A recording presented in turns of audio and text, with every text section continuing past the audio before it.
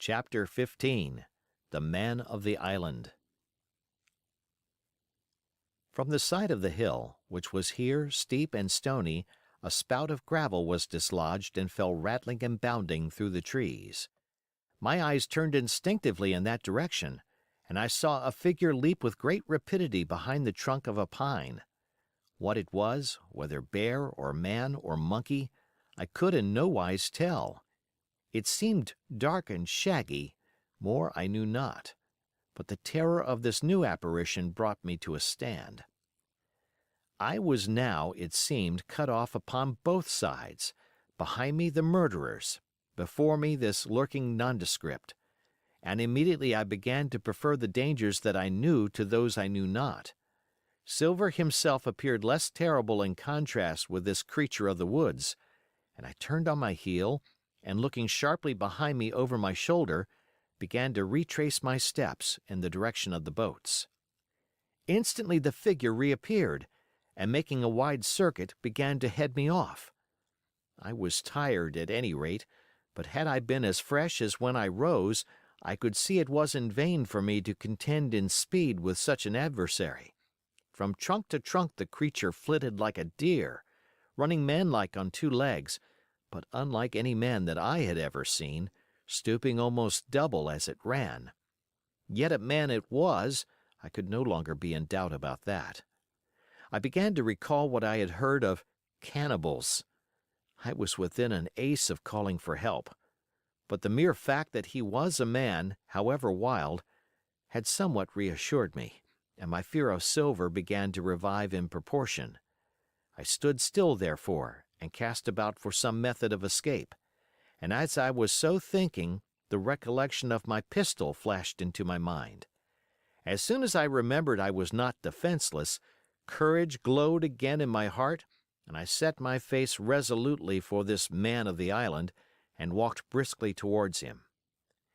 He was concealed by this time behind another tree trunk, but he must have been watching me closely, for as soon as I began to move in his direction, he reappeared and took a step to meet me.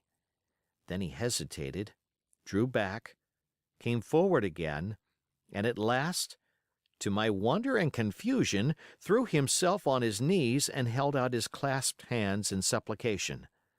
At that I once more stopped. "Who are you?" I asked. "Ben Gunn," he answered, and his voice sounded hoarse and awkward, like a rusty lock. "I'm poor Ben Gunn, I am, and I haven't spoke with a Christian these 3 years." I could now see that he was a white man like myself and that his features were even pleasing. His skin, wherever it was exposed, was burnt by the sun, even his lips were black, and his fair eyes looked quite startling in so dark a face. Of all the beggarmen that I had seen or fancied, he was the chief for raggedness. He was clothed with tatters of old ship's canvas and old sea cloth, and this extraordinary patchwork was all held together by a system of the most various and incongruous fastenings, brass buttons, bits of stick, and loops of tarry gaskin. About his waist he wore an old brass-buckled leather belt, which was the one thing solid in his whole accoutrement. 3 years!" I cried. "Were you shipwrecked?" "Nay, mate," said he, "marooned."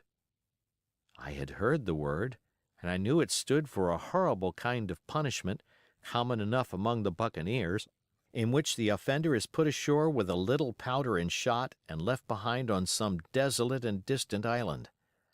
"Marooned 3 years agone," he continued, "and lived on goats since then, and berries and oysters. Wherever a man is, says I, a man can do for himself. But, mate, my heart is sore for Christian diet. You mightn't happen to have a piece of cheese about you now? No? Well, many's the long night I've dreamed of cheese, toasted mostly, and woke up again, and here I were."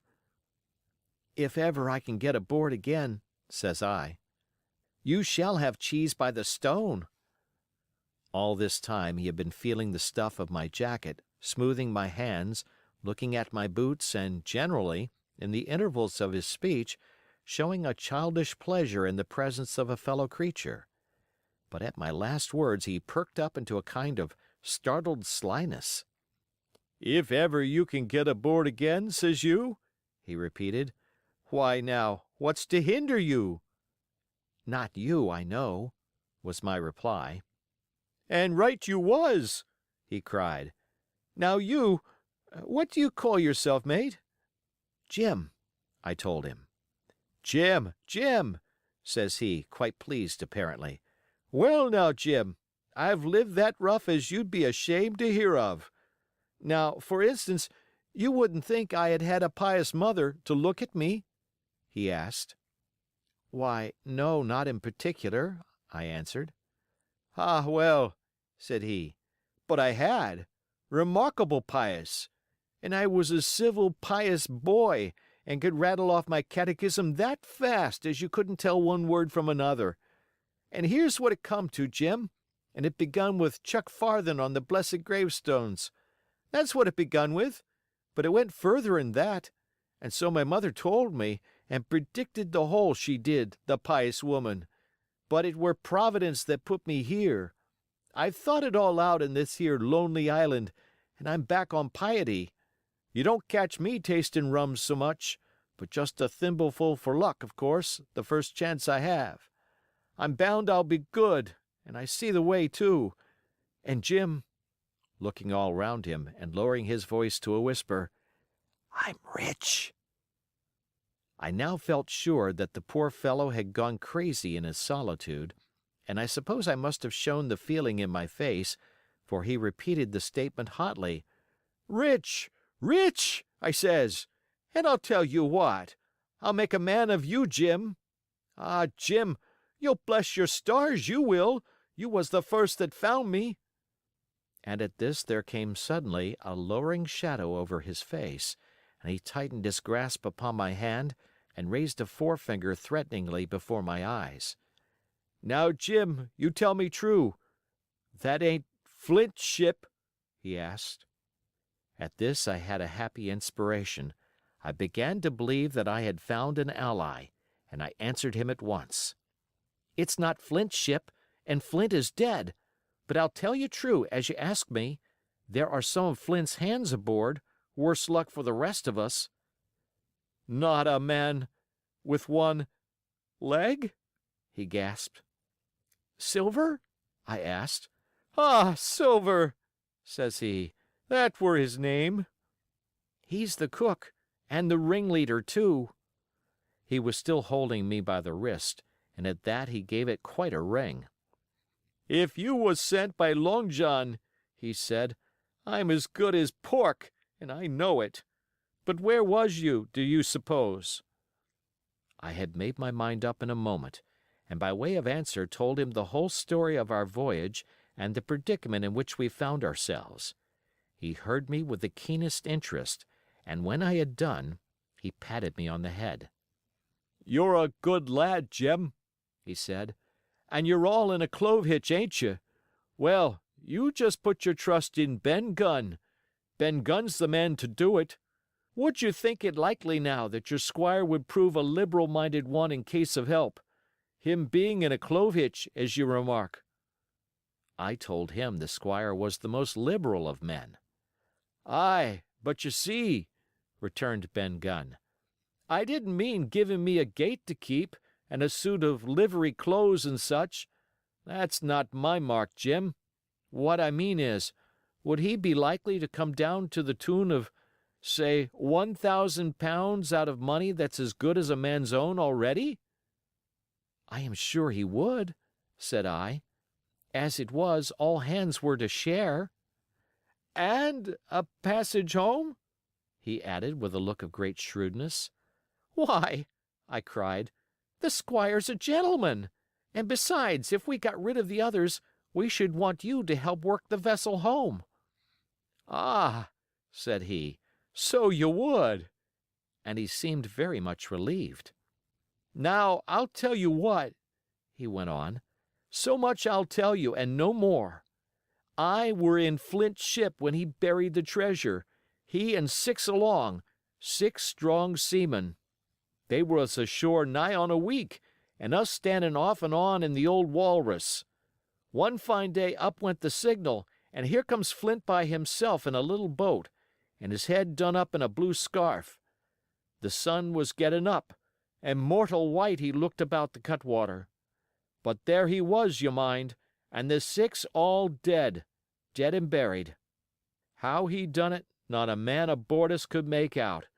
It was battle, murder, and sudden death, leastways, him against 6. Billy Bones was the mate. Long John, he was quartermaster, and they asked him where the treasure was.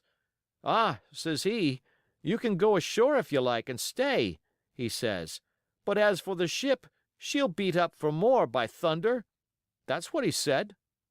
Well, I was in another ship 3 years back, and we sighted this island. Boys, said I, here's Flint's treasure. Let's land and find it. The captain was displeased at that, but my messmates were all of a mind and landed.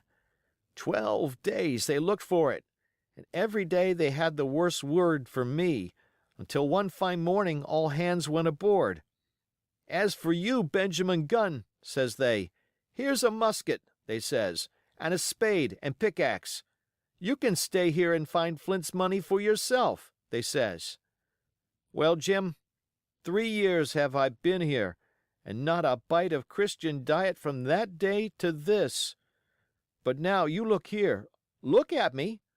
Do I look like a man before the mast? No, says you.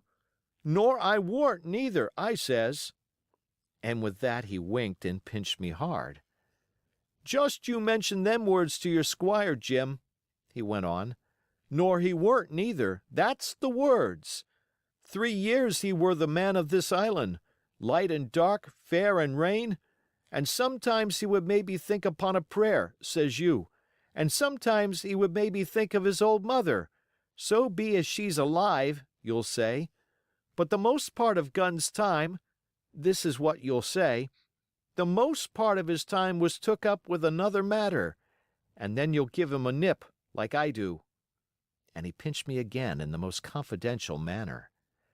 Then, he continued, then you'll up and you'll say this, Gunn is a good man, you'll say, and he puts a precious sight more confidence, a precious sight, mind that, in a gentleman born than in these gentlemen of fortune, having been one hisself. Well, I said, I don't understand one word that you've been saying, but that's neither here nor there, for how am I to get on board? Ah, said he, that's the hitch for sure. Well, there's my boat, that I made with my 2 hands. I keep her under the White Rock. If the worst come to the worst, we might try that after dark. Hi! He broke out. What's that? For just then, although the sun had still an hour or 2 to run, all the echoes of the island awoke and bellowed to the thunder of a cannon. They have begun to fight, I cried. Follow me! And I began to run towards the anchorage, my terrors all forgotten, while close at my side the marooned man in his goatskins trotted easily and lightly. Left, left, says he. Keep to your left hand, mate Jim. Under the trees with you. There's where I killed my first goat. They don't come down here now. They're all mastheaded on them mountains for the fear of Benjamin Gunn. Ah, and there's the cemetery. Cemetery he must have meant. You see the mounds? I come here and prayed, nows and thens, when I thought maybe a Sunday would be about due. It weren't quite a chapel, but it seemed more solemn-like. And then, says you, Ben Gunn was short-handed. No chapeling, nor so much as a Bible and a flag, you says.